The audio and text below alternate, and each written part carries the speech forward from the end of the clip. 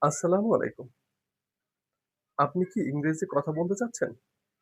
কিন্তু কোথা থেকে শুরু করবেন বুঝতে পারছেন না। আপনি কিছু ইংরেজি জানেন, কিছু শব্দ জানেন, কিছু বাক্যও জানেন। কিন্তু কারো সামনে কথা বলতে গেলে ইংরেজি বাক্য তৈরি করতে পারেন না। অথবা আপনি স্কুলে ইংরেজি পড়ছেন, কিন্তু আপনার কাছে মনে হয় আপনি এখনো ইংরেজিতে কথা বলতে পারেন না। তবে আজকের ক্লাসটি আপনার জন্য। কারণ আমরা আজকের থেকে একদম শুরু থেকে ইংরেজি শেখা শুরু করব। আমি আপনাকে এমন একটা ধারাবাহিক পদ্ধতিতে ইংরেজি শেখাবো যাতে আপনি খুব সহজে ইংরেজি বুঝতে, বলতে এবং মনের ইচ্ছেগুলো প্রকাশ করতে পারেন। তাই ক্লাসটি শেষ পর্যন্ত দেখুন। স্বাগতম প্রিন্স ইংলিশ একাডেমিতে। আমি বনিয়ামিন প্রিন্স। আমরা এই সিরিজে একদম শুরু থেকে ইংরেজি শেখা শুরু করব।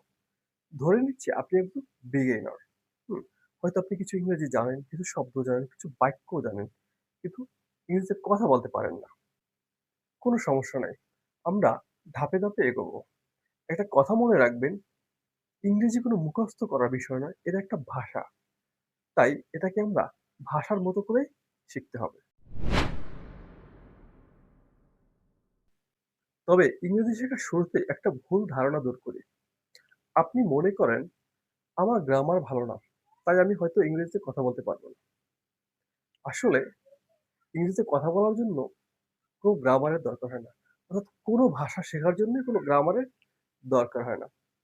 ধরে নেন একজন আমেরিকান নাগরিক। সে কখনো স্কুলে যায় নাই।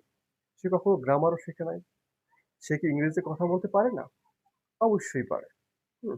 তো ইংরেজিতে কথা বলার জন্য গ্রামারের জানার দরকার নাই। ধরুন আপনি তো খুব ভালোভাবে বাংলায় কথা বলতে পারেন। বা বাংলাদেশে এমন অনেক নাগরিক আছে যারা কখনো মানে স্কুলেই যায় নাই। তো সে কি বাংলায় কথা বলতে পারে না? পারে। সে তো কখনো ব্যাকরণ শেখে নাই। সেও যদি বাংলায় কথা বলতে পারে, একজন যে আমেরিকান নাগরিক যে কখনো স্কুলে যায় নাই, সেও যদি ইংরেজিতে কথা বলতে পারে, তবে আপনিও ব্যাকরণ বা গ্রামার না শিখে ইংরেজিতে কথা বলতে পারবেন। যদি আপনাকে ভাষা শেখার মতো করে ইংরেজি শেখানো হয়, এখন আমাদের ইংরেজি শেখার প্রথম লক্ষ্য হচ্ছে শোনা, বুঝা এবং ছোট, ছোট বাক্য তৈরি করা। ধরুন, I tries, I live in Bangladesh, I want to learn English। এই যে এই বাক্যগুলো দেখেন খুবই সহজ বাক্য। কিন্তু এই বাক্যগুলো যদি আপনি নিজের জীবনে এপ্লাই করেন, তবে এখান থেকে আপনার ইংরেজি শেখার যাত্রা শুরু হচ্ছে। এখন আমি আপনাকে ইংরেজি শেখার ৪ টা গুরুত্বপূর্ণ বিষয় বলব। Number 1, listening. ১ম এ আপনাকে শুনতে হবে। আপনি যত বেশি শুনবেন, আপনার কান তত বেশি ইংরেজির সাথে অভ্যস্ত হবে। যেমন আপনি শুনলেন, "how are you? What are you doing? Where do you live?" আপনি এই সহজ ইংরেজিগুলো প্রতিদিন শুনুন। দেখবেন আপনার ইংরেজি শোনার স্কিলটা আস্তে, আস্তে ডেভেলপ হচ্ছে। তারপর নাম্বার 2, স্পিকিং।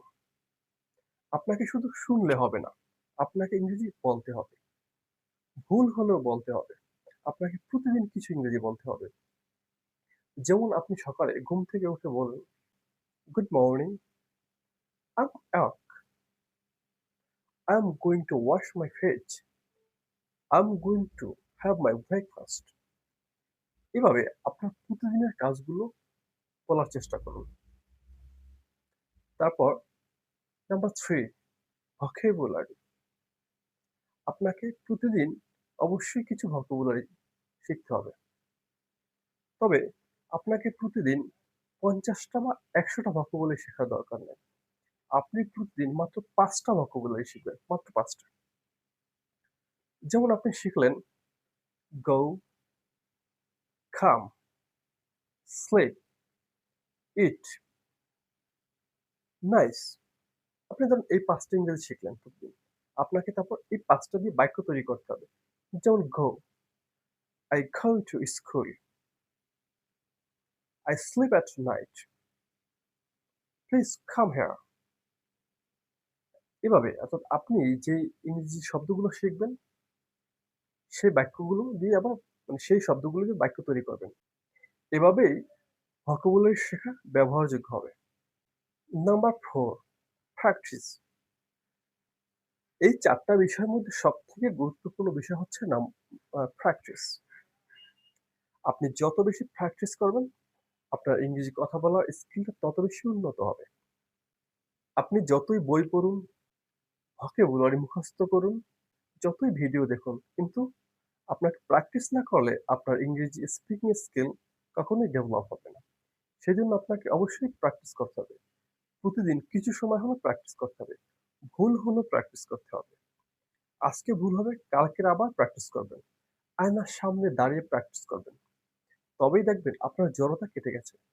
এবং আপনার ইংরেজি কথা বলার স্কিলটা আস্তে, আস্তে ডেভেলপ হচ্ছে। এখন আসি আপনি কিভাবে ইংরেজি প্র্যাকটিস করবেন।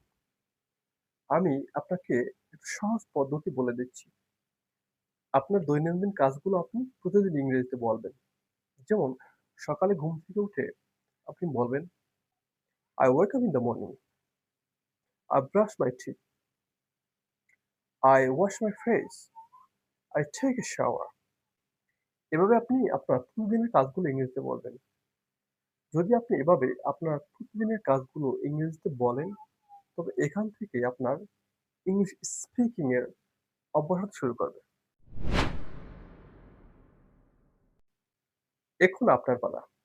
আমি কিছু ইংরেজি বলবো, আপনি মনে, মনে তা বলার চেষ্টা করবেন বা ইংরেজিতে বলার চেষ্টা করবেন। যেমন, আমি পানি খাই। কি হবে? I drink water. তারপর আমি স্কুলে যাই। কি হবে? I go to school. আমি বাংলাদেশে থাকি। কি হবে? I live in Bangladesh. আমি ইংরেজি শিখতে চাই। কি হবে? I want to learn English. দেখলেন? ইংরেজি বলা অতটা কঠিন বিষয় নয়। শুধু দরকার সঠিকভাবে শুরু করা এবং নিয়মিত প্র্যাকটিস করা। আজকের ক্লাস থেকে আমরা ৪ টা বিষয় শিখলাম। Number 1, listening, number 2, speaking, number 3, vocabulary, number 4, practice. এই ৪ টা বিষয় আমরা মাথায় রাখবো। সবচেয়ে গুরুত্বপূর্ণ বিষয় হচ্ছে ভয় পাওয়া যাবে না। আপনি আজকের ভুল করবেন, আগামীকালকে আবার চেষ্টা করবেন।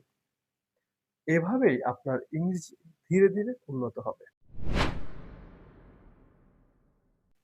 আজকের হোমওয়ার্ক খুবই সহজ। আপনি নিজের সম্পর্কে ৫ টি বাক্য তৈরি করবেন।